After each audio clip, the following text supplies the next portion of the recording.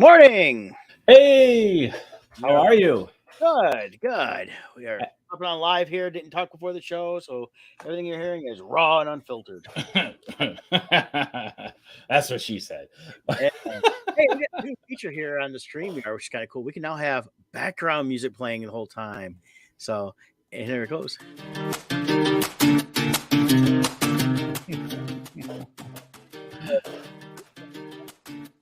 Cool.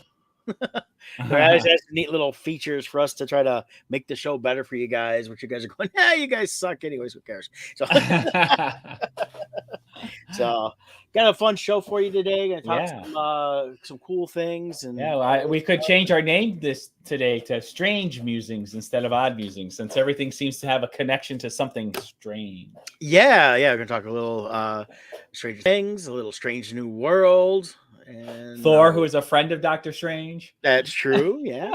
We're not gonna spend Why too we much could get time. Sebastian on because he's Stranger Comics. Yeah, I have to when I'm in San Diego next week. I'm definitely gonna try to swing by their table. I'm still attempting to get a space, but if I don't have one, I plan on visiting a lot of people I know that are set up there, like Enrica Jang. She's got a new Kickstarter going. Looking to see Rebecca, a good friend of mine, Rebecca Hicks. She's got some great stuff going on with her stuff. And then Billy Tucci will be there. Kevin Minert's going to be set up, so you guys can go see at least one of the Barstool team will be set up there, but both of us, Kevin and I, will be hanging out there. So if you're coming out to San Diego, want to get some cool Bardstone stuff and want to make sure we both sign it, just send us a message. You can do that through the Bardstone Facebook page or one of our personal pages, Odd Musings. We'll all get it somehow and figure that out. But it'll be a lot of fun. Looking forward to seeing a bunch of people I haven't seen in 3 years out there. So I know it's cool.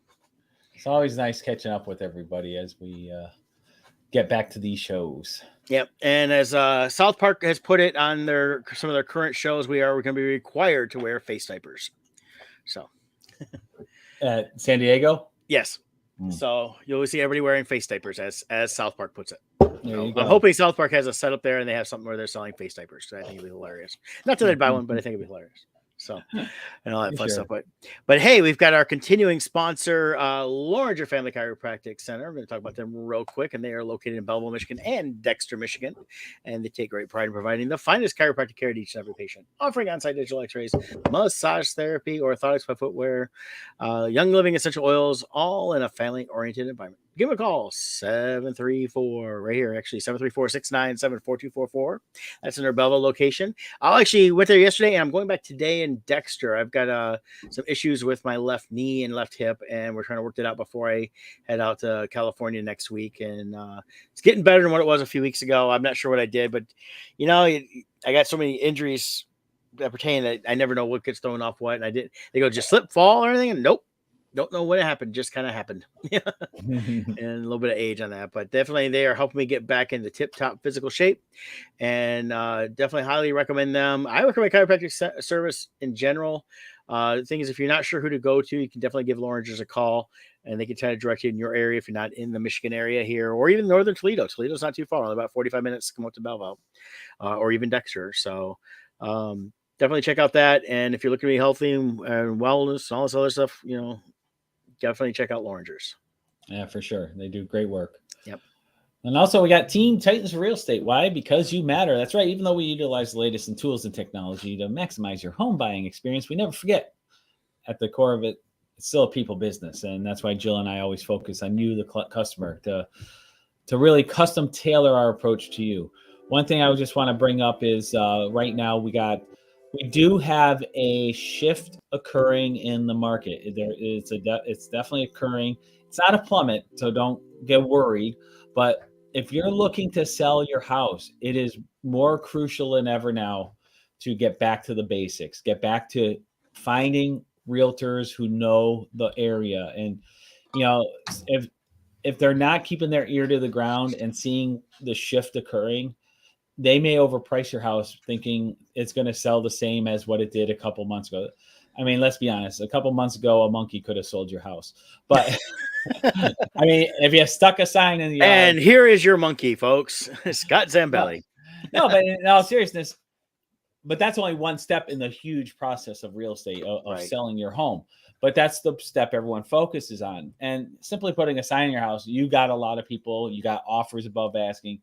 That was the easy part. But with the shift happening, if you don't price yourself accordingly, you're going to really hurt your ability to maximize what you get on this house, because we're starting to see houses go longer and longer on the market. Before, if a house was on the market 5 days, people would be like, oh, what's wrong with it? Why isn't it sold yet? Now we're seeing 2 weeks, 3 weeks. So it's taking a little bit longer to do. And so having a realtor who understands what is occurring, who understands how to price your house properly, and to formulate a marketing strategy that will fit this current environment will maximize what you get on the house. So give us a call, 586-232-5144. That's our Team Titans hotline, and you'll get either Jill Webler or myself, Scott Zambelli. Yeah. Well, we got a Facebook user saying hi. So hi, Facebook user. Anonymous. Anonymous, yes. So it's good to see you, Facebook user. I was talking to a couple people over the weekend, one about real estate, and one of my co-shippers, who some of the shipped, as a real estate agent out towards this way, and I turned them on to people that are talking about it to her, because they're looking in the Ann Arbor and West area, yep. Which is a little bit out of Scott's area there. So hey, Kevin, Kevin Miner popping in. So, and they're just now starting to look. They're in their 20s, and of course, first thing I said was, "Are you guys pre-approved?" They said no. I said, "Okay, well, you want to talk to this person here?" And hey, it's Mandy Little. How you doing, Amanda? Down in Florida. So she's down there with her husband Ron, hanging out in the Floridian area. So I first thing I said was, I said, don't do anything until you talk to this person. They're going to help you kind of figure out what you guys need to do, the steps, stuff like that, because you don't want to get caught up. And I mentioned a couple of places Scott and I've talked out there locally, based in Detroit, not to go get pre-approved with, because they're kind of a pain that I hear from realtors to deal with. And I think Scott knows what I'm talking about. So, and I said, but just, you want to talk to them, see, then getting pre-approved, then knows what you can afford. Yeah. And even you can't necessarily look at the price of houses, because interest rates have changed so much in the last 6 months that, everything is going to be kind of in flux on that stuff. So keep that in mind as you're looking to, is if you're not pre-approved, talk to the realtor like Scott and get pre-approved. And that way, how much you can afford to get into for a home versus just saying, well, I want this $400,000 a home. You're only also approved for 250. Also, if you've already been pre-approved, Mm-hmm. Typical pre-approval letter will have about a 90-day shelf life. Yeah. However, so much has changed in the last 30 days. If your pre-approval is like over 30 days old, you may want to go and get it redone, because with the interest rate changes, you may not be approved for the amount you think you are. Because when interest rates go up 1%, that changes the per month payment quite a bit on whatever value house you're getting. So, if it's been longer than 30 days, contact your mortgage lender, get an updated pre-approval. Definitely. So, and then the other thing is, I was talking to another shipped person I know that's a friend of mine, Sierra 112, where she's wearing a really cool Death Star shirt. And I was like, oh, cool shirt. She goes, oh, I'm a Star Wars geek. I said, oh, me too. She goes, oh, I'm really geek. As I, me too. I told her I work in comics and stuff like that. She goes, oh, do you know Scott Zambelli? I said, yes, I do. So you have a fan in Ann Arbor, Nikki, aka Nicolette, and she has a ton of your Star Wars art. Well, thank you, Nicolette. So she bought him one of the shows, probably Motor City or something like that. No, I think it was a Fantasticon. She mentioned the Fantasticon. So she's. Oh, that goes way back. I haven't done Fantasticon in a long time. I told her, I said, I don't do them because from my perspective, I don't make any money at them. So I stopped doing those, but I do some of the other ones. And then, so it's always fun to run into people that know one of us and comments how much they enjoy the artwork and comics and things like that. So when she said, do you know Scott Zambelli? What's your response? I said, do I know Scott Zambelli? Yeah, I said, well, depends. That was a great podcast here at Musings 10 a.m. on Wednesdays. And I said, and then we also partnered up with our buddy Kevin Miner, and we have Bardstone published a lot of great new comments. I said, so I know Scott Zambelli pretty well. That brings up a funny story. So last night I got to meet up with an old high school friend of mine. It's always good when we get together, and he's actually putting together a script for a screenplay for a 20-minute short movie. And so he wanted to pick my brain. I helped him massage the storyline and stuff. But when I get there, I don't get to see him often. So my friend, he's got 9 children. He's got a pretty large household. And when I come in, his kids don't. See, at that point, you have to ask your friend, Catholic or horny? He is Catholic. So I go in and they're like, "Who's that, Dad? Who's that?" And he's like, "Oh, this is my friend Scott." And one of his daughters goes, "Scott, are you Scott Zambelli?" I'm like, "Yes." She's like, "Oh my God." And all of the siblings are like, "Who's Scott Zambelli? Why is she freaking out?" And she's like, "Oh my God, that's Scott Zambelli." And I'm like, all I could think of is like, I think it was in Elf when they see the M&M commercial. Mm-hmm. When the M&M see Santa and they faint, they're like, he does exist. They do exist. I felt like that line was coming in there. Yeah. I'm like, so I still don't know why I don't know if she follows me online or I don't know. How old was she? Jesus. They're in high school. They're 16, okay. 17. Well, she may have seen one of the shows then and knows your artwork. And yeah, I don't know. It just was a funny reaction I wasn't expecting. And you didn't bother to ask, how do you know me? You're just like, thank you. Well, we were just trying to get out of there. So, in a family of 9 children, one of them has moved on and gotten married. So the rest of them are, so 8 children are living there. Plus, they're the friend house. So all of them had their friends over. So there was like 20 kids all in there, and it was chaos. And I'm just like, oh my God, what did I walk into? And so we went off to review our the scripts and everything. So, but we had a good time. I was up way too late, but you know how it is when you get together with friends. Oh yeah, but, time you lose track of time, and you just want to hang out and enjoy especially when you don't get to see them very often. Yeah, that's how we are at Comic-Con. So I mean, we get together with some of our past Comic-Cons, and we'll sometimes like I gotta go to bed because I gotta work tomorrow at the show. But you just want to stay up all night and just keep talking and hanging out and fellowshipping and all that. So, well, talking about one of our friends at Comic-Con, I have a screen to share here. Yep. Sean Forney, we had him on the show last week. He is doing phenomenal on his Kickstarter. It just launched. Now, he will not be at San Diego next week, but he is going to be at Gem City Comic-Con next weekend, a week from this coming Saturday and Sunday down in Dayton, Ohio. So if you are in the Midwest and not going out west, go to Gem City. It's a great intimate show. You can spend some time seeing everybody. But yeah, it was he's got 155 backers. Yeah, that's just phenomenal. $7,000 he's approaching. They're about to unlock another. I think at 7,000 they unlock another reward. Yep. So let me grab the link real quick, and I'll just post it in the comments here. Yep. And and Sean, if they hit 200 backers, they have a stretch goal reward. But yeah, 7,000 is the next stretch goal. Let's see. I can't talk and type at the same time. Ambidextrous. Ambidextrous. Yeah. So there's the link in the comments there. You can go visit. Sean is truly probably my, of course we got our core group that we travel with, got Kevin and Brett. So I'm going to, hey, why does it say error occurred? It's probably the page. Oh, so anyways, Sean truly is one of my favorite people at Comic-Cons. He's like a truly, genuinely good guy. Yep. And, but he's an amazing artist, but he's equally just a good guy, funny guy. His wife, Stephanie, is just amazing.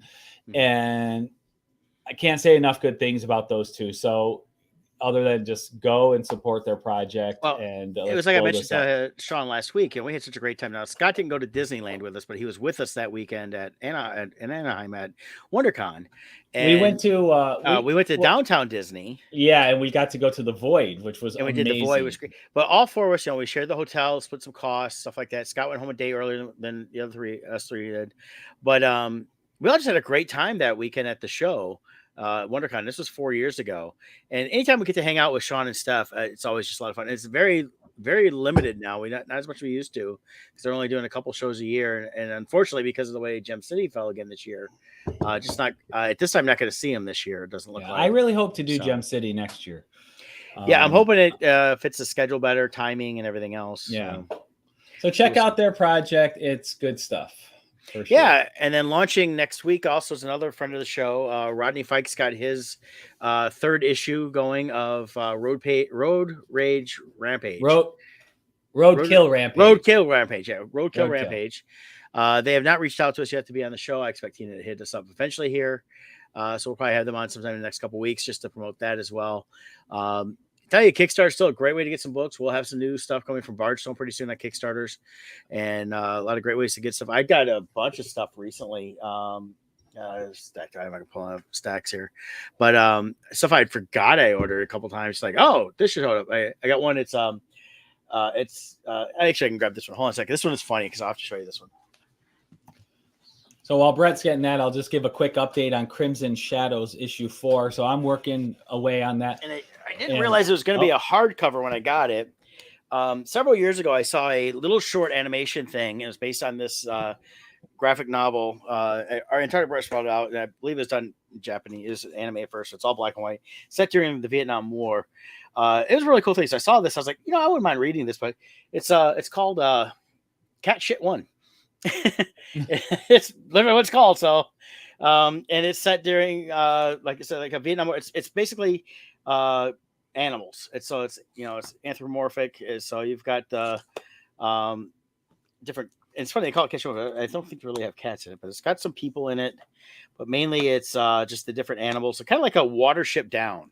Okay. Feel to it, and like I said, it's just all black and white. Here, let me make their screen large here. So this just came out, and Anarch Press has been on for a while. They've put out some stuff on their own, and that's a really thick book there. Yeah, it's the entire series. Wow. There's one thing here, and I forget what I paid for it because I literally got it. I ordered it so long ago. It goes for $34.99. You can probably get it from Antarctic Press if you want to check something out like that. It's a war comic, and I'm actually looking forward to it. I haven't gone through and started reading it yet. I'm looking forward to reading it. Because I'm looking at like the lettering style a little bit and how they did some things. Just because as we continue letter stuff, I like to see different styles, techniques during different things, and especially since there's a lot of action in this. So I'll let you know once after I get done reading it how it is. But it's Motofumi Kobayashi was is the story and art, and it was definitely translated from probably I assume that's gonna be Japanese because Kobayashi. So that's cool. So I just think I like about these, and some of these take a while to come out because this got delayed, of course, because of shipping delays. It was printed overseas. So by the time I could finally get it here, same thing with another one I did. I haven't gone through yet. I bought these books. They're kind of like Dungeons and Dragon versions of Choose Your Own Adventure. You kind of go through the book. It says do this, go here, and you can play by yourself. I think you can also play with other people just for fun. And I remember doing stuff like that as a kid. So I saw someone was like, this looks like fun. So I tried that a long time. And they just showed up recently too. And I think I backed that almost 2 years ago. So some things take a while. I know with Bardstone, we always try to get our stuff out right away. Well, and then even with Sean Forney and Rodney Fike, they set their dates of publication after the Kickstarter is done. They tell you during the Kickstarter when it's going to come out, and they all hit their mark too. And that's what's hit their key. Marks. Speaking of hitting the mark too, so Crimson Shadows 4, I'll just give a quick update. Mm-hmm. I'm on page 11 right now for the layouts. I'm happy with the way it's coming out so far. It's going to be 35 pages this issue. Originally it was 41. I was able to cut out 6 pages, but that's what you do. Your first draft is much longer, and then you got to whittle away to the essence of the story to keep it flowing. But so the first act is almost done. Once I finish that, I'm going to add my notes on it and then send it over to Kevin so he can start the inking process while I move on to Act 2. So we're moving along nicely, but like Brett said, we don't like to do some people will do Kickstarters this early in the process, and then they have a delivery date of like 8 months from now or 10 months from now. We don't like doing that. We want it to be as close to finish as possible. Yep. So it'll probably be another, I'm estimating 2 months before I'm ready to look at doing the Kickstarter. But I'm very happy with where the progress is and where it's going. So can't wait to show you guys the work so far. Nice. I saw there's a new trailer dropped. I haven't watched it yet. Okay. Rob Zombie's The Munsters has a new trailer. They have a trailer. It just came out. So we're going to watch this, guys. Live reaction. Yes. So here we go.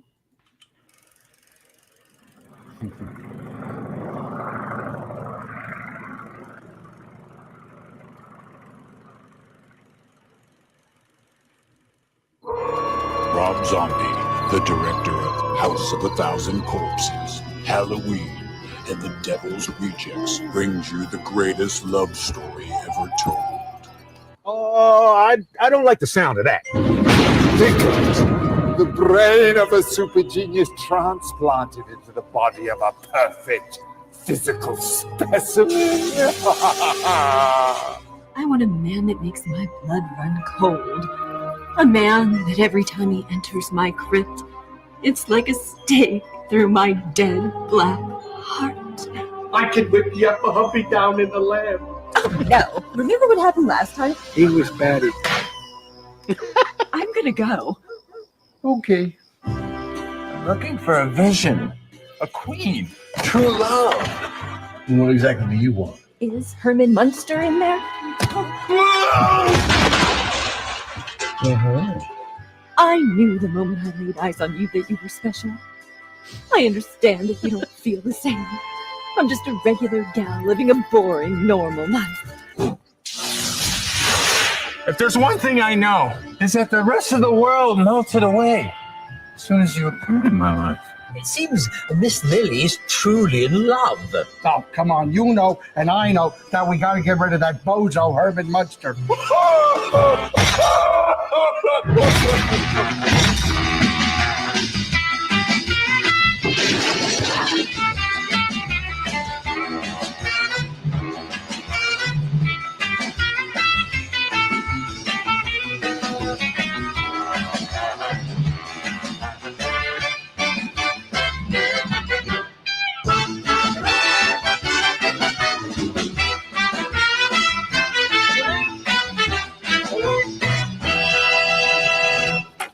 Greetings from Transylvania. That's a strange way of saying hello. Oh, I guess we're gonna have to get used to it.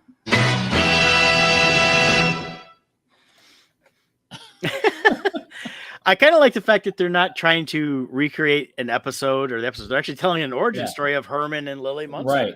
No, I like that aspect.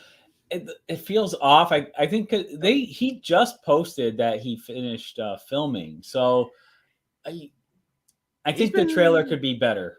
He's been done for a while now. I thought he just posted I don't know. Anyway, I think they're in the middle of editing right now. So I'm not crazy about the trailer.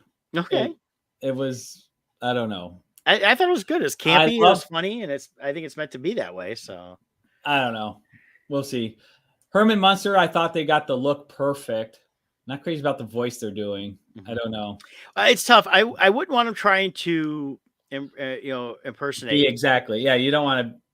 Yeah, it's not meant to be, because he's got a little bit higher voice. Because Fred Gwynn had a deeper voice, and it came out naturally. And with him, he's like, and yeah, he had a little bit higher, goofy stuff too at times. I don't know. We'll see. I was excited for this. That trailer did not do it for me. I'm still looking forward to seeing it. I think unfortunately, I plan on seeing it. It's Rob Zombie, and I think he's treating it with respect, but at the same time, it's something that they've tried several remakes from the original one, and they've all kind of fallen flat. Now they did one a few years ago where they completely changed everything. It was supposed to be like a short run TV series, and they only showed one episode and then canceled it right away. With Eddie Izzard played Grandpa. Right. And I actually liked that. It was a completely different take on it. It was a little more darker, a little more edgier. And so he's kind of going back to the roots. The house you see there, they actually built the house and they built the neighborhood. So I think they did that in hopes that if this does well enough, they'll probably do sequels. Then if not, it's over in Prague, so they'll just make tours out of it afterwards. Rob Zombie's a huge Munsters fan, so he's going to do his best to make it as accurate as he can. So that's what gives me hope on this. But I have to admit that watching the trailer, I just felt like it was a high-end fan trailer. Yeah, Is how it felt to me. and in a lot of ways, I think that's what we're gonna get from him as a fan film in some ways. But there may be more. Maybe he'll do another trailer and get a little more deeper into Yeah. the story. I mean, the basic story is it's a love story or whatever, and that's the aspect they're going with. I like that they're doing this origin story because Yeah. we've never gotten that before, so that's cool. Yeah, because the And- series. Actually, I even have it here. I dug it out. I've never opened it, but I need to open it and go through it. But here's the original complete series on DVD, and when you see it, it's like they already have the kid, and then there's the cousin Marilyn, which they went through a couple different actresses for that. But Butch Patrick's supposed to play a creature in this movie too, so Cool. so I think it's cool that he got the chance to be in it. So I'll give it a shot. So did they ever do a Munsters and Addams Family crossover? I don't think it was live action if they did anything. So That would have been a cool crossover event back then, like some kind of like they go on vacation and they're next to the Addams Family or something, and that'd be a fun interaction, I think. Yeah, it doesn't look like they ever did one, and I think mainly because, like here, when they were both airing, Munsters was CBS, Addams Family was ABC, so competing studios. Yes. So that's of course, you can't cross the streams, right? And I always liked both of them for their own unique reasons. I like the Munsters for the classic monster feel, and Addams Family just for the kind of the darker, grim look of stuff. And I'm curious to see when they have the a good trailer for the show Wednesday coming to Netflix. That should be interesting on that. So did see another trailer. I can't think of it right off the top of my head. There's another like a new vampire movie coming on Netflix that's like that looks like it's pretty good too. So Netflix Wednesday show? Yeah, the Wednesday is supposed to be Netflix, yeah. Let's see. I'm trying to look it up here. So who's the main actress playing Wednesday? Do you know? Oh, I forget. I know that Christina Ricci's going to be in it, but she's not, of course, playing Wednesday. Oh, Tim Burton is it is Tim Burton, yes. Oh, that's cool. Here we go. I'll pop it up there. Yeah. Share screen. Are they going to release new episodes on a Wednesday? They should. I think they'll probably just drop them all and just say, here you go. But I think it's really cool. But that she looks good as Wednesday. Yeah, my understanding is I think it's going to be kind of like a mystery type show. Here they have it classified as TV mystery, crime TV, fantasy TV, teen TV, and TV comedies are the genres. Okay. Do you want me to play the video? Yeah, let's take a quick look at this. We're going to cover a couple of strange shows. These are all strange things. Yep.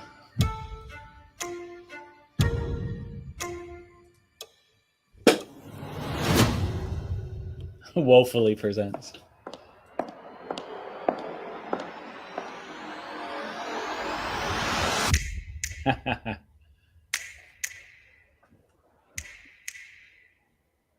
Okay, nice little teaser. Yeah, I like it. Yeah, I'm curious to see how that goes because I think it should be fun. I know Tim Burton will put a lot of quirkiness into it, and I think kind of like Rob Zombie's fan of Mustard, I'm thinking Tim Burton's got to be a fan of the Addams Family because it fits a lot of stuff he's done over the years. So. I really enjoy when Tim Burton works on a live action project. I love the worlds he creates. Mm-hmm. He gives it a very stylized look, but while keeping it grounded in reality, so it doesn't go too cartoonish, but he really pushes the line where he gets you right there, but it's still believable. And I always love the looks. Like even when he did the Batmans, the first two Batmans with Michael Keaton, I love the look of Gotham and he just, the worlds he designs is always so great. Yeah, he's got a very stylized look to everything, and it does come through. So I like a lot of it was like between Beetlejuice, like the Batman movies, Sleepy Hollow. I always enjoyed that. I like the look of that. So there's a lot of things I like that. So he's working on Beetlejuice too, right? They keep talking about it, but I don't know how true it is that they're really working on it. I thought I saw Johnny Depp was cast for it. For Beetlejuice? Yeah, Beetlejuice too. No, I thought they were bringing back Keaton. So no, but he has a role in it, is what they posted. They hired him right after. Let's see, StreamYard. I'll share it so you see what I'm seeing. Yeah, this is through IMDb. So let's see here. So reportedly to post-trial film comeback in Beetlejuice 2. So we'll see. Okay. Is he listed as an official? Where's the? So they don't even have a cast though yet. Except for Michael Keaton. I mean, they haven't announced what they're doing. Yeah. They haven't announced if Winona Ryder's coming back. So Yeah, there's no actors listed with this. So yeah, so it's still in the. I think it's still in the wish phase. Yeah. Well, I hope they do it. Yeah. I think Keaton would do it. Oh yeah, Keaton said he would. I think it's Okay. I think it's a matter of just of the studio, who actually owns the rights to it, something like that, probably, and then whether they can get funding for it. I think it'd be good. I think it would go over well, stuff like that. I do know that they have now the stage musical of Beetlejuice actually coming to Detroit next year, next winter. And as soon as that ticket's coming, we're looking at trying to go see that. Mentioned to Kevin Miner might come up with Brandy and get a few of us going. So that's Scott, cool. if you're something you're interested in, we'll have to. I'll let you know when we're looking at tickets and go. Yeah, from there. let me know, and maybe we'll be able to go. We went. I think I talked about it. I can't remember. We went and saw that Mean Girls play. Oh yeah, down at the Fisher Theater. We saw that a few weeks back. Mhm. It was the storyline itself wasn't my thing. It's interesting to see a play live and the talent and the coordination and the choreography and they're singing live and everything involved with it. It's just, even though like it's not if like the movie Mean Girls, I have zero interest in ever seeing, but seeing it live as a play was really fun and I really enjoyed it. So I would. I go quite a bit. So I mean, I haven't gone in a few months because our thing right now, the Toledo one, we're not going to probably see anything next year. We didn't care for the stuff they got going on, except we're going to go see Lion King in October, and that's a holdover from pre-COVID. And then like so, we were looking at Beetlejuice and a couple of Detroit ones that we like to go to. I like seeing stuff like. There's a few I've seen on when we bought the series that we buy that I didn't care for here and there. The acting was fine. That I was neat to see. It's neat to always see the live stuff, but the story itself didn't care for. And then there's some you're kind of like, I don't know about this. Come From Away, which was based on the planes landing in Newfoundland during 9/11. Oh yeah. I was kind of like, okay, this will be interesting. I was like, I'll see this, and I saw a lot of good reviews. So like, well, let's see. I was kind of. I was blown away by how cool it was, and it was neat because a lot of the actors, there's not a ton of different actors. They're all playing multiple roles, and the way they transition everything is like really quick, but you follow it easily and believe everything they're doing because it's just telling the story. And really made me, I'd see that one again in a heartbeat because that was really good. But it's seeing the ability of actors that can sing and do different things, especially when they can transition between characters like that within the same story, and some had different accents. So it was kind of neat to see that some had to put in the Newfoundland accent, some had like a foreign accent, some had an American Southern. So, and then flipping between a couple different ones was kind of neat on that. But yeah, seeing something live like that is definitely a neat experience. And I highly recommend people that say they never gone to a play to go see something, because it can be very, very good to see the craft at basically its rawest form. Yeah. For sure, and like something like Beetlejuice would be so fun to see live, like the just the songs and the dancing and see what the special effects. Of course, they have to write a lot of music for it, but just to see how they handle some of the stories. Just like I've seen the Willy Wonka and the Chocolate Factory live a couple times. I've seen the high school version, and I've seen a better production, and to see how they transformed which basically was the movie with the book, and transformed it into a stage version and doing different things than what the movie had. It's kind of neat on that too. And the things they can know, you're limited by certain things on stage because of course you can't do real big, CGI stuff, of course. So, right. But a lot of fun. Yeah. So, let's get into, we got a lot of topics to cover. Let's just make this first topic really short. I think, I think you know what one I'm talking about. Yeah, let's go to Thor. My brain felt Thor after seeing it. Yeah. Let's see here. Let's go to StreamYard. So the reviews are getting very mixed. There's a very heavy amount of people who are very disappointed. Then there's a good amount of people who really loved it. And then there's people in between. So it's kind of hitting everything. But me personally, it was a complete and utter flop. The jokes they had in it, I thought were funny. Taika Waititi, I think he was the problem. I think he didn't know when to stop telling jokes and allow the story to be serious. and then went to switch back. It was just nonstop jokes without any allowing of levity to occur. I think this is a huge failure in the characters. The actors were great.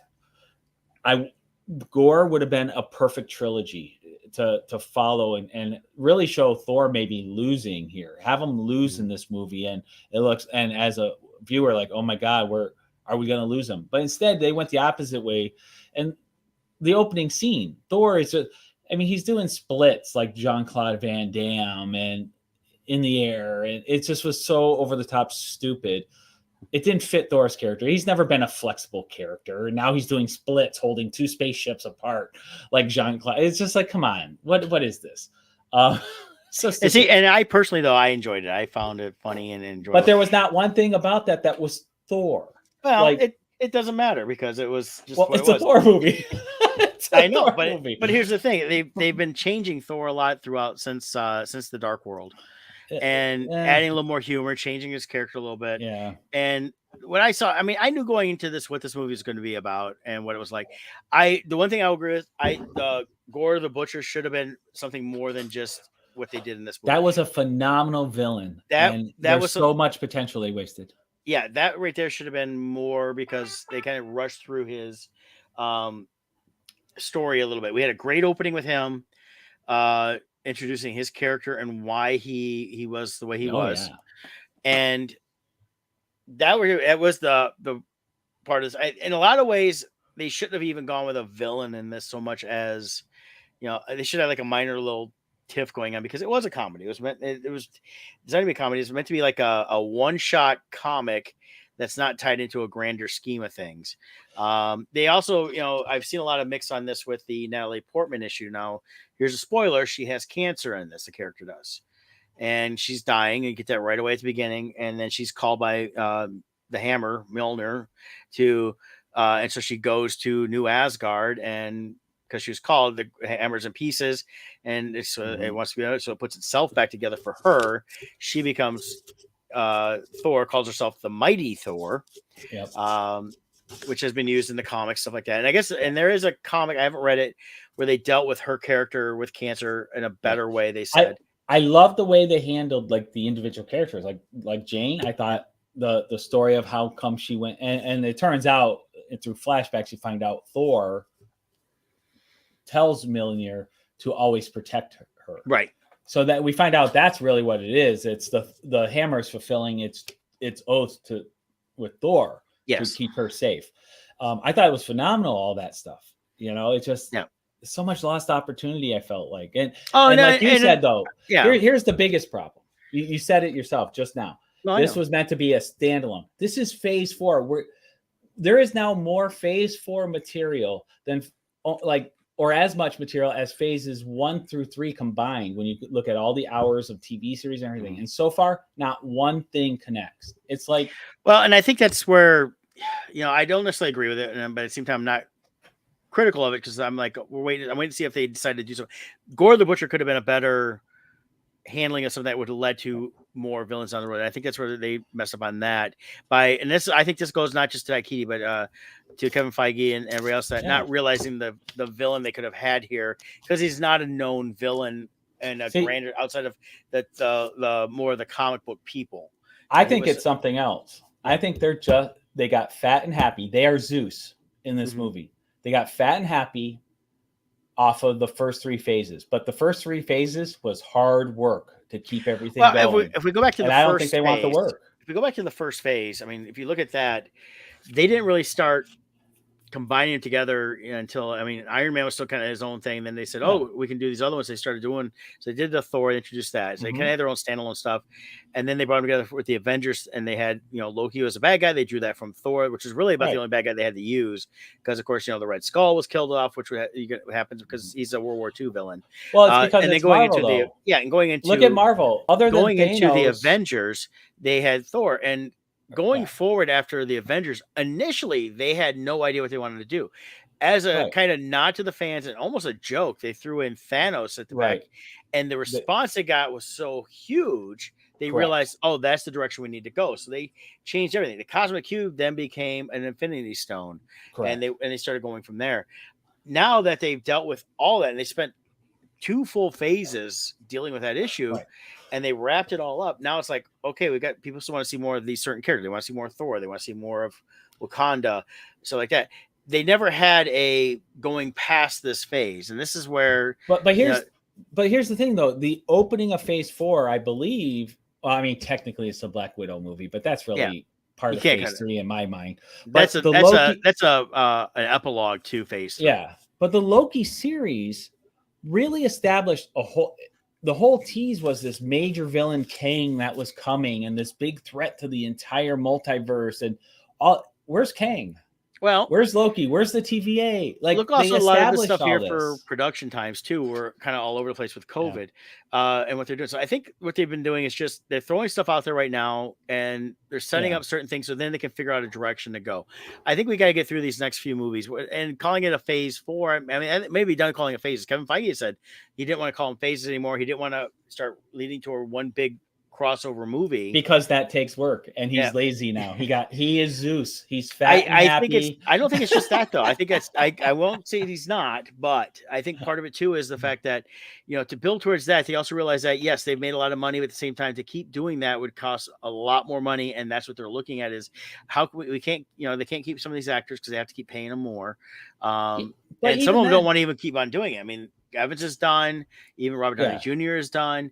But you don't need the same actors. You just need good stories. But to build it up now, they have to start setting up different things. Of course, with Thor, they're filling up a contract. At the end, of course, it says Thor will return. Yeah. I think Thor is going to pop up in Guardians of the Galaxy because they had that at the beginning of this movie here. And basically, this movie to me felt like what it was meant to be was here's all the stuff that Thor did in between some of the stuff leading up through as the event through the end game and all that stuff because you got Korg telling the whole story, and then they had a chance to bring back Natalie Portman who hadn't been in a couple movies for Thor and have her be the mighty Thor and deal with that whole love story and then the ending of it I was kind of like okay, so they brought in Gore the Butcher's daughter, he saves her by finding eternity, which is also another big can be another big character within the Marvel universe to basically save his daughter, but then he dies. So now Thor's raising her and he's Uncle Thor. And at the end, she's, he's thunder and she's love. And so I think, again, the loss of the villain sucked with that. They did his redemption and everything through the whole thing. But this is a common theme with Marvel too. Yeah. They don't like keeping their villains more than one movie. They kill most of their villains off in a single movie. Right. Only Loki and Thanos really are multi-movie villains, and Loki is kind of more his own thing. He's kind of sometimes he's good type guy, sometimes he's bad. But I don't know. I just once again I think it's a complete bomb. I think this also is making me. I don't even want to watch Marvel anymore. Yeah. Well, with the direction they went with the Eternals. And trying to go that direction. They're trying to introduce all these gods. We got a lot of gods introduced this. They've already set up Hercules and Zeus in this to kind of go after Thor. Which Hercules 2 looked like crap. Yeah, he should have been bigger. Hercules should be bigger than Chris Hemsworth in my mind. And I looked at him like, that's Hercules? His outfit and everything else was kind of fit into a lot of the comic stuff, but he definitely outfit-wise was fine. Not as bulky as I thought. He should have looked like Lou Ferrigno or Arnold Schwarzenegger, like, big, strong guy. And I'm like, okay. So we'll see. I personally enjoyed it for what it was. Is it high on my list? No. But I enjoyed it, knowing going in that it was going to be this type of movie. And we can blame Taiki, we can blame Kevin Feige, we can blame whoever for it, and we'll just see what happens in the future movie. So Miss Marvel just came out recently. I haven't watched a single episode of that. Don't care anymore. Mm-hmm.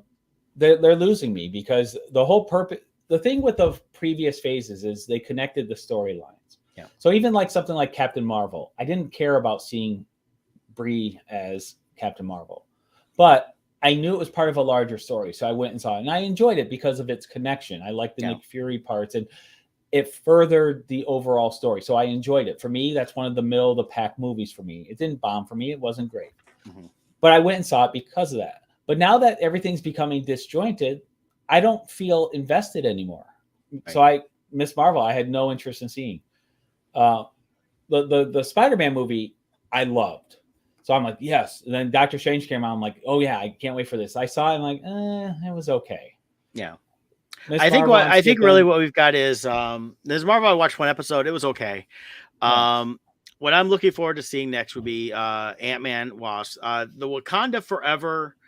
I'll wait till I see a trailer on that to see what they're doing. The hard part with that is without Chadwick Boseman, I don't know and they said they're not replacing him. I just like, okay, I don't know the direction they're going to want to go, and it'll be interesting to see what if they're going to tell a good story, if they're just going to do an homage to him the whole time, which is fine if they want to do it. I want a good story, and that starts leading to more things. Right. And then of course, like I said, I'm looking forward to the Ant-Man Wasp Quantumania. I was looking forward to it, but what's the point? Well, I'm like, it is what it is, and I was looking forward to that. So again, if the trailer looks like it's bad, and I'm not going to go see it, but they're still saying it's looking good. And but I think but of course, with that one there with Ant-Man though, that's where they're supposedly bringing in Kang the Conqueror. Right. So then, what's the point of everything in between? Like the only thing now between now and that is just Wakanda. Thor though, originally I think Thor was supposed to have been done.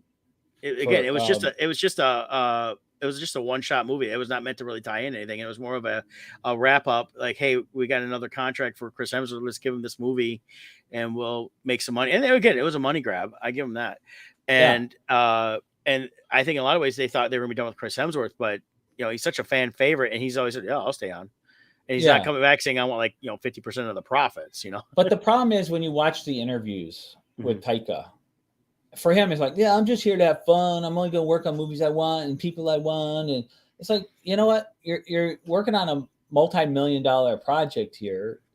Take it serious. This isn't just your fan film for a bunch of fart jokes.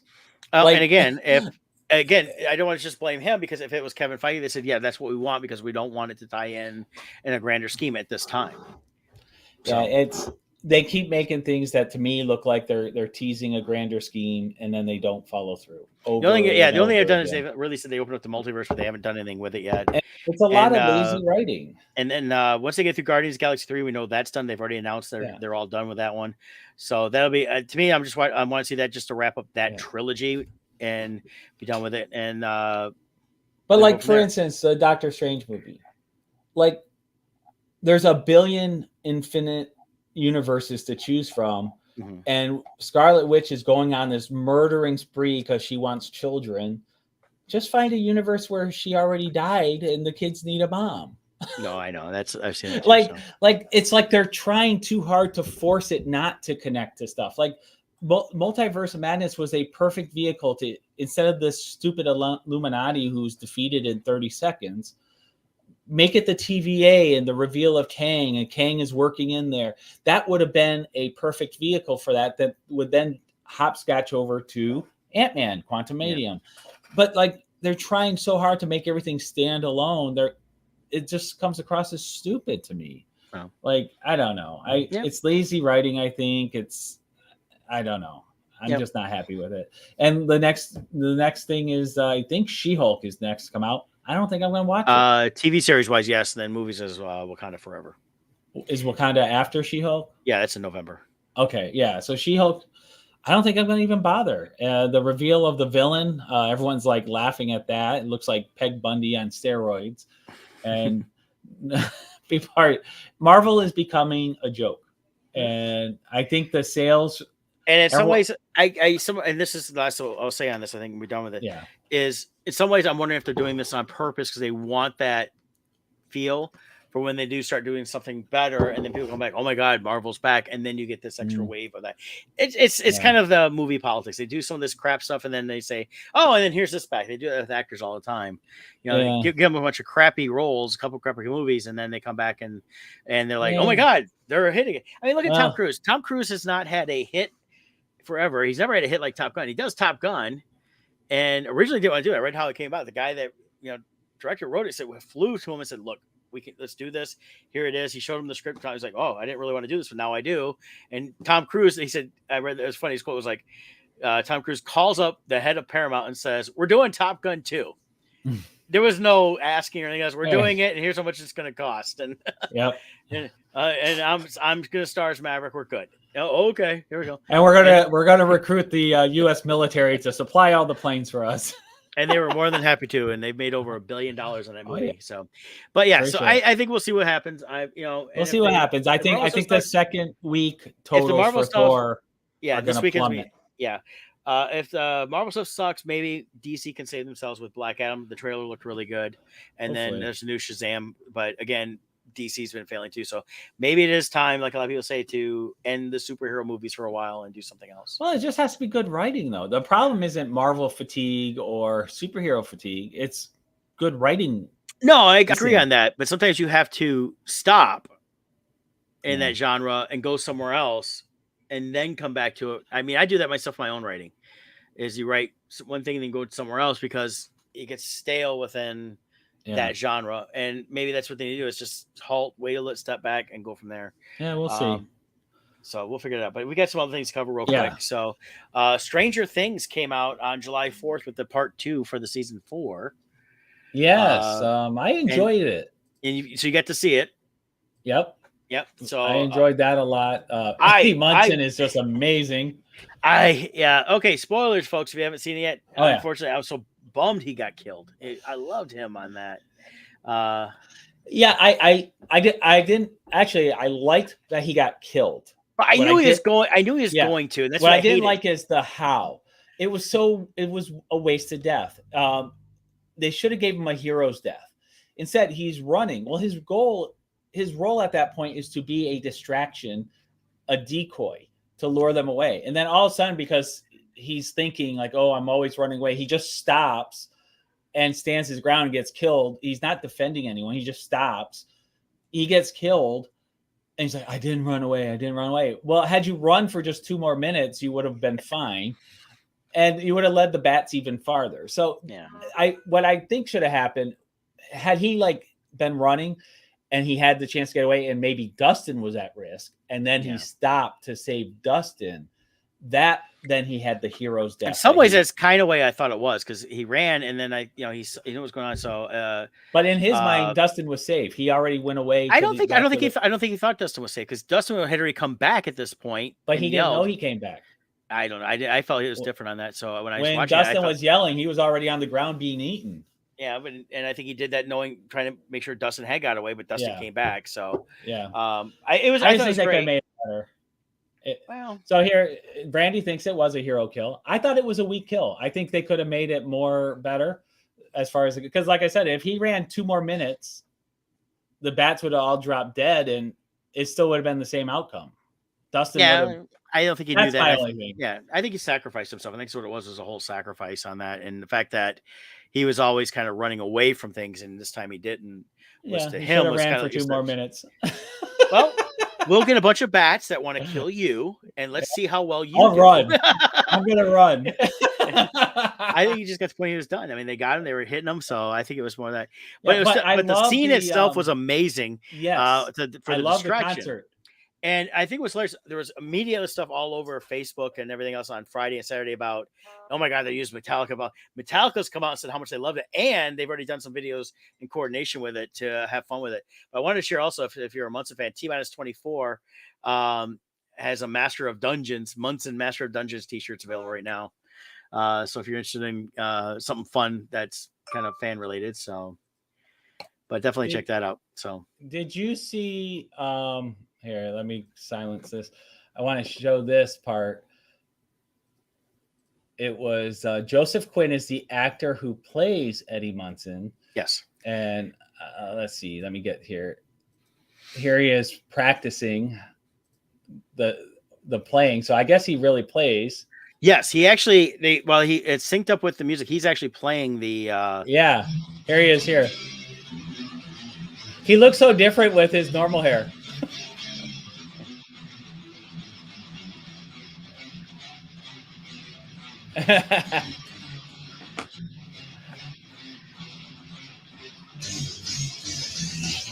There he goes.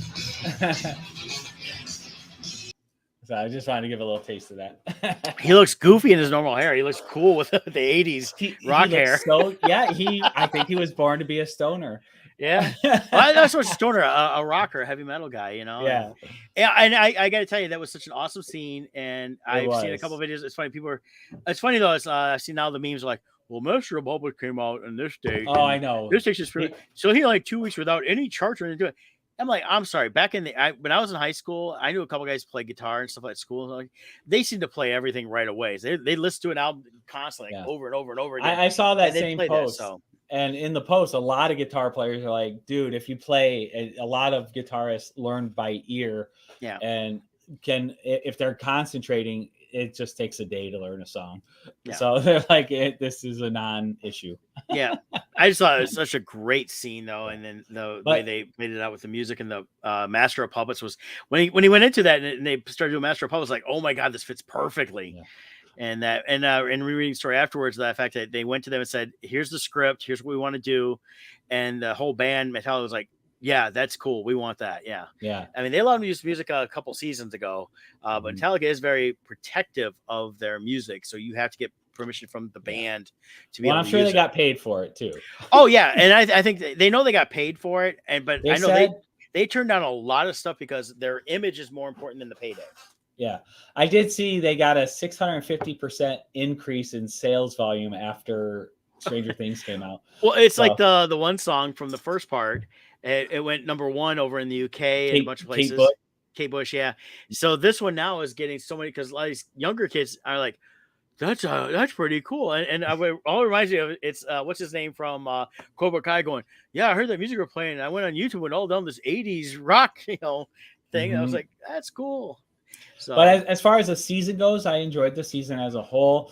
It was kind of it's a bittersweet season in that, I don't know if bittersweet's the right word, but the party that we all love together, they're split up. You got Hopper stuck in Russia. You got Eleven and her gang with the surfer dude. You got in the pizza cooler, and then you got Max and the gang there. So they're all completely separated, but they're all fighting critical battles at the same time. Yeah. Well, this started with season 3 started the separation of the gang. Right. And season 4 continues that and then brings them all back together. Now they're all back together. We know that season 5 is going to happen. Will be the last season. They start writing it in August. My theory on it is we're going to see a little more of them together. We still don't know what's going on with Max. Max is kind of still in that coma. So we don't know if she's going to survive, make it through, or if she's done. And they said in an interview, the Duffer brothers said their original plan was to kill Max outright. Yeah. But they decided to do this and extend it. So I wonder if she's going to gain superpowers or something. Well, I think with Will at the end of the season with his doing the neck thing where he kind of gets his spider tingle going. I think if she comes back, she'll have some of that. She's kind of trapped between the two worlds too. And then I think what we're going to see too is Hopper and Winona Ryder's character are definitely together now, and they'll be merging some of that family group together. And we got to have more Murray. Oh God, yeah. I love Murray. He's the best. Yeah, Brett Gilman was awesome. And then awesome. They bring him back, and then I think we're gonna see the whole love story when you're dealing with Steve and that. So that'll be there. And so because Steve still hasn't, he's kind of he went being the coolest kid in school to where he's kind of the coolest guy with the kids, but now he still hasn't gotten his full redemption yet. So I think what we're gonna see, this is my irresponsible speculation, in the next season. I think Will's brother, the one that's dating Nancy, I think he's going to do some kind of sacrifice for them. And then Steve at the end will end up with Nancy. Because I think they keep foreshadowing Steve and Nancy together. Yeah. And I kind of think that, Will's brother is going to kind of go on his own because he's kind of getting into a little stoner life. And I think something's going to change within that. Him and Surfer Boy will, Surfer Boy Pizza Dude will. Which if you guys watch it, the number on the surfer truck or the pizza truck, you can call it and it's got a recording. In that, but I'm looking forward to it. And then they're also talking about a spin-off, but it's not going to be a direct spin-off. So they're going to basically continue Stranger Things, but as something else. All different characters, and I think they're really saying, and they're actually going to hand it off to somebody else. They're talking about. So they're making Stranger Things You have the initial series, The the Stranger universe. Things, as a universe, as well as a kind of an anthology almost, where different series can come out and cover different Yeah. things. So I really like the story arc with 11 this season. Yeah. The trauma she carried her whole life was kind of selective memory. She didn't remember certain parts, but she learned the gaps and found out all the stuff she thought was her fault wasn't her fault. The Vecna storyline I thought was good. I like that. And Vecna's So- not gone either, so Yeah. that's something to keep in mind too. But- Is we didn't see him completely dead, and I think he's going to come back. But I do think they've actually hinted at. I've seen different things online too. I think there's a even greater big bag that, even though we thought it was Vecna, it's something over Vecna too. Yeah, it's classic video game levels. Yeah. So you think you meet the big bad guy, and then you unlock the secret level, and there's a bigger guy. Because they're showing different things, and it always felt around the mind flayer from different seasons. So I think that's going to come back onto that too. Even Vecna, when he goes to the upside down, that world exists. So there could be some other thing out there we don't know about yet.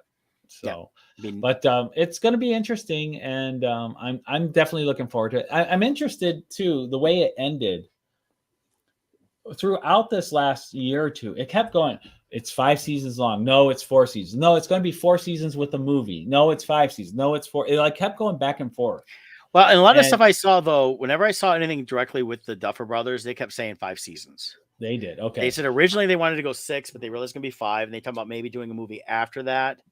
But because the way season 4 ended, they could have definitely wrapped it up easily, just not have the earthquake go through the town and Vecna's defeated, and it could have been a perfect ending point. So I was wondering, like, did they film it not knowing if they were going to do season 5, and they filmed it in a way where they could go either direction if they had to? I think they filmed it where what we saw was what we were going to see, and they could, if they were going to do anything that wasn't another season for whatever reason, it was going to be a movie to wrap everything up.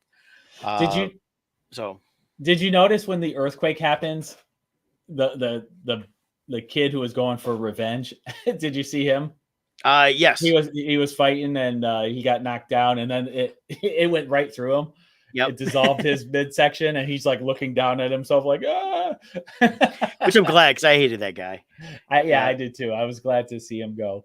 I mean, the actor did a really good job of making you want to hate him. So, but as a character, I'm glad he's gone. So, I think it'd be interesting though. Is they've always had some bullies in that. They need to go back and get the actual actors from season 1 bullies and bring them back for this final season, and have them like, oh yeah, we'll help you guys. I interviewed the one up in Traverse City that year, 2017. So, he's a good actor, good kid.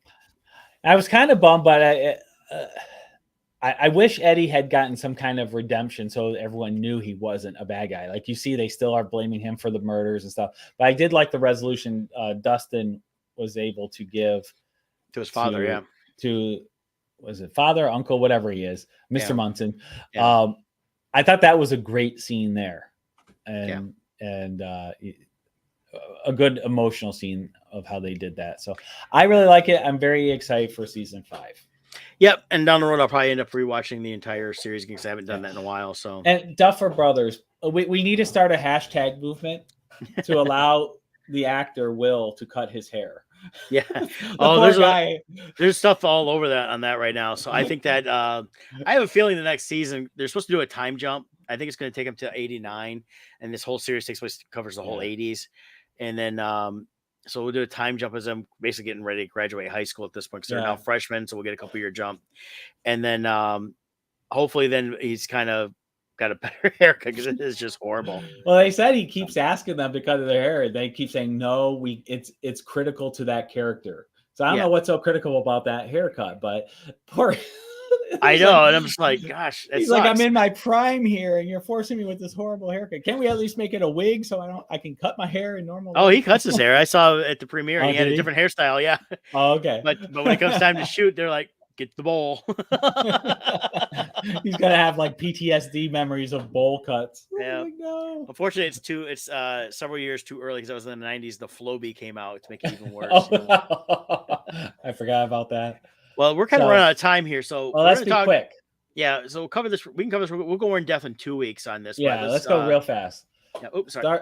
Star Trek: Strange New World, season 1. This is the Star Trek we've been waiting for. in Yes. my mind. You agree? Oh, Discovery. I've voiced my criticism of that. The Orville, we talked about that quite a bit in the first 2 seasons, and Scott hasn't seen this 3rd season. I'm still loving the Orville, but Star Trek: Strange New Worlds was everything I've been wanting in Star Trek. And what I like about it is we're seeing aspects within the Star Trek universe we hadn't seen. I mean, little things like them having dinner parties in the captain's room, and he's actually cooking. Yeah. Things like that. And they did have a character basically sacrifice themselves in the second to last episode.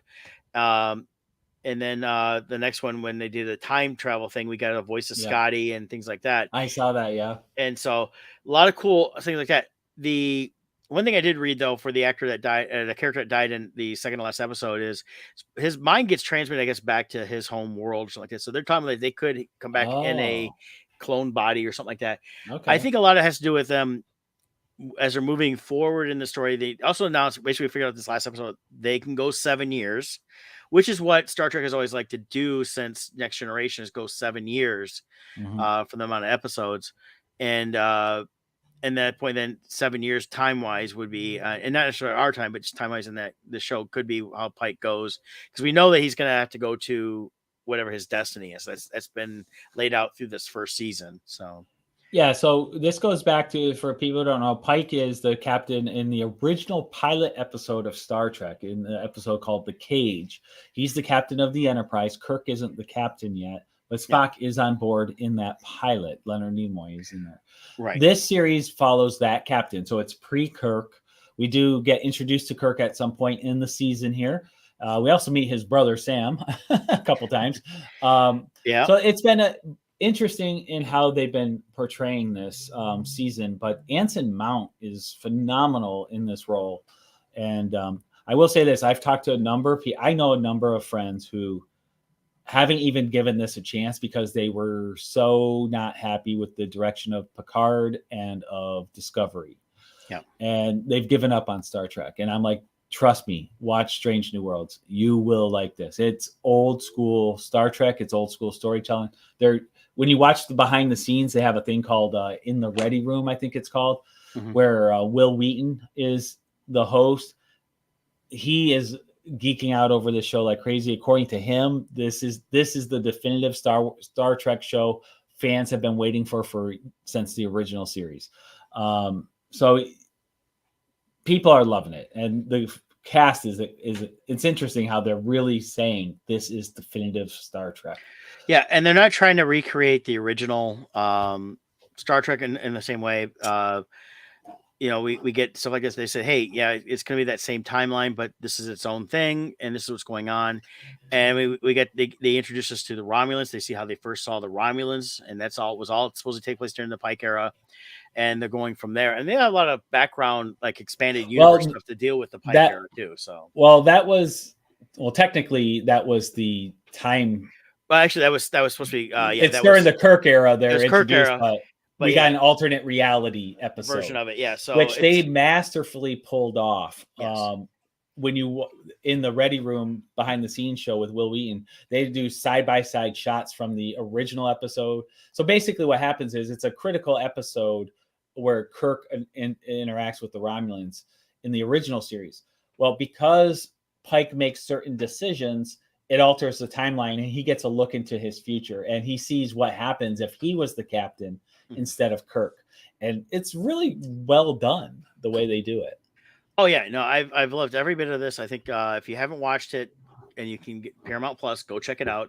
I don't know if and when it will hit regular TV. Probably next summer is the earliest, because they like to do that. Like Evil is airing right now on Paramount Plus, and I think it's the last season is about to start or something like that on TV now.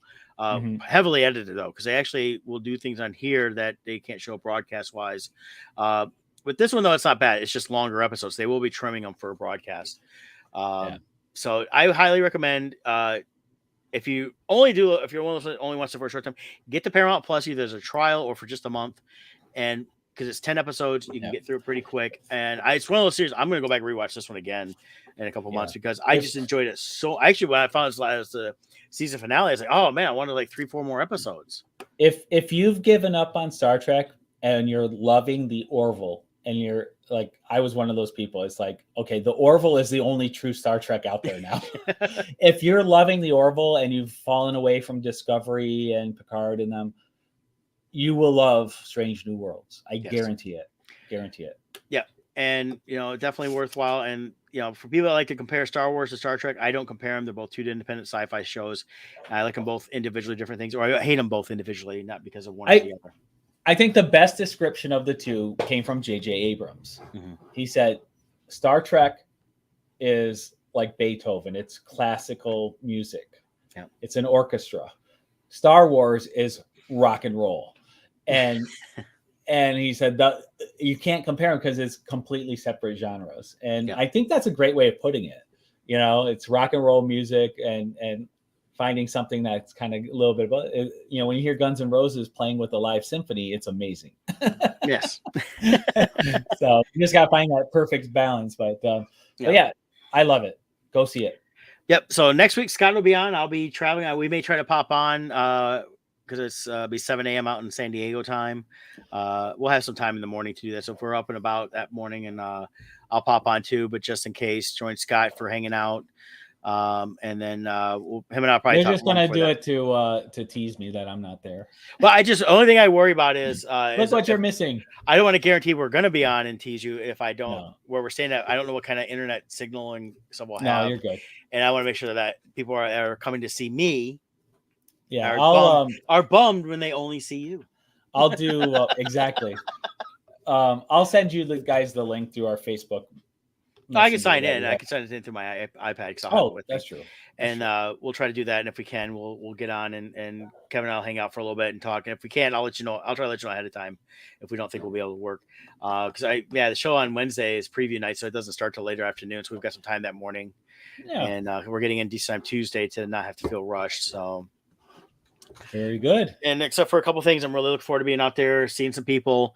I'll try to do some videos for you guys, which will stream through. I'll try to do, if I can, some StreamYard stuff on the tablet, so it'll go through both the Odd Musings as well as Bardstone and my page as well. And then go ahead. So you don't have a small press booth at San Diego? I don't right now. I thought there was one. No, we applied. Almost everything this year was filled with those that were already in for 2020. Got it. Well, hopefully you can get a artist alley table. When I show up, that I'll have stuff to be able. I'm taking some prints. I'm taking books, and everything else. And have your sales tax license with you. Yes, actually, they'll check that. I did that. I filled that out ahead of time and printed it off, so it's in my perfect little thing here. Yeah, I'm prepped to go in and say, "Here's my stuff." There is a high probability because usually, what they'll usually do though is you'll have opening night, and then Friday sometime they might start allowing I think it was like 10 a.m. or 11 a.m. any unused tables they start giving out to people who can take them. So definitely do that. And I would try to check in Small Press and Artist Alley, see if we can get into both. Yeah, when we check in on Tuesday, we've got our badges already. Kevin's got them. When we check on a Tuesday, I'm going to try to, we're going to try to say, hey, if you guys got space, I'll take it. If it's a small press, here's my credit card. If it's a Artist Alley, those are free, smaller space. I know right now the space next to Kevin was open. Yeah. And that'd be awesome if I could take that, because then we could I'll have some Crimson Shadows books, my books, as well as artwork, and then we can. I mean, it's not much to put out, not much space, but him and I there at least. You literally get, I think, that wide. It's 4 feet. It's 4 feet. It's 4 feet. He's on the end again. So nice about this. It's him and I. Then if he says, I'm going to go to the bathroom or whatever, he goes, takes care of that, and then things like that. And of course, I am applying on trying to get some of the exclusives. So if I can't be there, I'm going to try to get exclusives, and I'm going to try to meet Ozzy Osbourne and see if that happens. So he's going to be there. Yeah, it's one of the exclusives to the portal. But the portal's been janked up and stuff like that. So, and if not, I know there's a few others. Is he associated with something? He's tied in with Todd McFarlane's gonna be there. I think I think they have a new. I saw Stern, which is a pinball company. So I'm thinking there's got to be something new coming out around that. Okay. And Ozzy's got a new album coming out in September. I've heard one of the songs been playing on the series. Oh, it sounds like classic Ozzy. I'm excited about that. And then few others, and then I got to go through the list. I know there's a few other. They're having an Orville panel, so if I'm not set up, I'm going to try to go to the Orville panel. That'd be cool. I think they're doing an Orville signing where you have to go and get like the day before get your ticket, and then you'll be in. I did that with the rookie one. So those are a few things. If I'm not set up, I'm gonna try to do, as well as catch up with people that we know. Like I mentioned, Enrica, Billy Tucci. I know Rebecca Hicks will be out there. She's a friend of mine. Our good friend Sammy will be there. So I will try to do a live video with Sammy at some point and do some catch up with her. If I'm not set up in that. So I plan on trying to really stay active with some of that stuff, as well as check out the show. And then they got a lot of stuff outside. I didn't buy any of the ticketed stuff that when because again, I didn't want to spend money and I couldn't go because they did a Dungeons and Dragons tavern, which you had to buy a ticket for. But I think you can just go check it out if you want to. You just can't go into certain areas. And then they got a movies pop up, but you had to pay $30 for that. And that was your meal, and you go in and get your meal to go. But is this your first time going? No, I was in 2019 with you guys. That's right. Yeah. So, and then other stuff. So, and I think I found in 2019, it's a lot of fun. There's a lot of neat stuff. Panels, you stay in line forever. And for me, I'm like, I went to get one panel to go see the Orville one in 2019. And I asked one of the people that was volunteer. I said, okay, about from here, after I stood by a half hour, which is fine because I wanted to rest anyways. I said, about from here, how long is it to get into the room? She goes, it's probably about 2 hours. I looked at the time. I was like, oh, that's past the. I'm not going to take the chance. So I said, I'd rather go walk around. I hate a couple of smaller panel rooms. Like I saw the Leonard Maltin one was really cool, where they can talk about reviewing movies. Yeah. I saw one for the show because I knew the gal who did the costumes, and her husband is a screenwriter on different shows. And then I popped in a couple other ones here and there. So there's smaller panel rooms you can jump into. Yeah. But I know I see all these posts on people like, we've got our group for Hall H and we're going to be doing trade-ins right now, stuff like that. And it's like, I don't want to mess with that. Personally, the Hall H stuff is fine, and people go nuts for that, but I don't want to spend my entire Comic-Con in Hall H. And that's what that's all these people do. They go hang out in the Hall H, and that's it. And I'm like, I mean, the way it used to be, I think they've changed it, but it used to be you would stand in line all night. It would be an all-nighter. It sounds like they're doing that still. They're giving out wristbands. Yeah. They let you in. So let's say the panel you want to be is the end of the day for Hall H. You have to sit through all the panels all day. Or like these people that are getting groups is you have your wristband, but then it's basically a 1 in 1 out type situation. So it's like you can go in and relieve a person at their space. Right. And I don't know how that works. And I'm seeing so many different groups. I'm like going, okay, I don't even want to be a part of that. That to me is not fun at all. I'll watch all that stuff on at night after the show on YouTube, because it's all on YouTube after the fact. So yep. That's no true. reason to see it ahead of time. And then there are a couple other screenings, things like that. So I'll be wandering around. I mean, I'm going to wander around, hang out. So anybody that watches our show that has projects and they're going to be out in San Diego, reach out to me. I'll come and do a quick interview. We'll promote you on the websites and talk about what you got going on. Barry from Kablam Comics, who I've dealt with for many years, is going to be there. So look forward to seeing Barry. He's got new comics out, and I think his wife might be there too with some new stuff that you should do. I'm trying to think. I think Terry Huddleston will probably be there somewhere. He usually is. I believe so. I know he's going to have a representation in Gem City, so I think maybe he's going to be in San Diego and Leah's going to be at that, unless he's not doing San Diego at all. That could be a possibility as well. Yeah. And then I was looking at some of the exclusive stuff. I might check some of that out, some of the different setups. I know Hasbro's not doing a buy anything at the show. You can do QR codes and order it and then ship to your house at some point. They're kind of doing the whole Pulse thing a lot more. So, But hopefully if I see you guys next week, we'll talk a little more, let you know how everything's looking before the show starts. And if not, Scott will probably talk real estate and everything else and whatever. I'll find something. And that. So, but hey, maybe I'll talk about writing comics. Who knows? There you go. Yeah, that's coming a different perspective for you. You're really getting into that. So, all right, guys, have a good one. Bye. Take care.